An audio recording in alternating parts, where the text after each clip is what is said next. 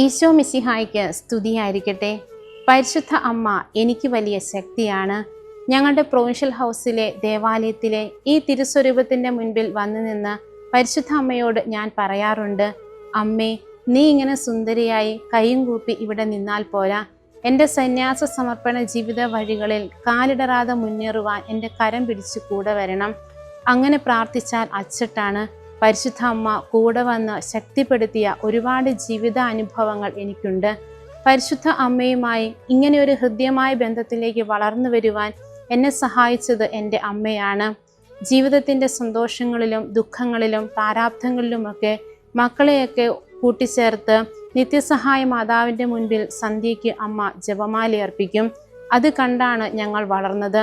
അതുപോലെ തന്നെ ഞങ്ങളുടെ നാട്ടിൽ മെയ് മാസ വണക്കം വളരെ പ്രശസ്തമാണ്. എല്ലാവരും ഒന്നിച്ചേർന്ന് മാതാവിൻ്റെ ഗ്രോട്ടോയുടെ മുൻപിൽ ജപമാല അർപ്പിച്ച് പ്രാർത്ഥിക്കും. അന്ന് ജപമാലയ്ക്ക് നേതൃത്വം വഹിക്കുന്നത് കുട്ടികളായ ഞങ്ങൾ ഓരോരുത്തരുമാണ്. അമ്മ വീട്ടിലിരുത്തി വ്യക്തമായി ജപമാല ചൊല്ലാൻ ഞങ്ങളെ പഠിപ്പിക്കും. അതുപോലെ സ്കൂളിലെ സൊഡാലിറ്റിയിൽ ചേർന്ന് പ്രവർത്തിക്കണമെന്ന് അമ്മയ്ക്ക് നിർബന്ധമുണ്ട്. അങ്ങനെ പരിശുദ്ധ അമ്മയുമായി ആഴമായ ബന്ധത്തിൽ വളർന്നു വരുവാൻ ചെറുപ്പം മുതലേ അമ്മ സഹായിച്ചു. അത് എൻ്റെ സന്യാസ ജീവിത വഴികളിലും എനിക്ക് വളരെയേറെ ശക്തിയായി മാറി. സ്നേഹമുള്ളവരെ, പരിശുദ്ധ അമ്മയുടെ മുൻപിൽ നാം അർപ്പിക്കുന്ന വിശ്വാസത്തോടു കൂടിയ ഓരോ നന്മ നിറഞ്ഞ മറിയവും നമ്മുടെ കുടുംബങ്ങളും തലമുറകളും അനുഗ്രഹിക്കപ്പെടുവാൻ കാരണമാകും. നമുക്ക് പരിശുദ്ധ അമ്മയോട് ചേർന്ന് ഈശോയോട് പ്രാർത്ഥിക്കാം.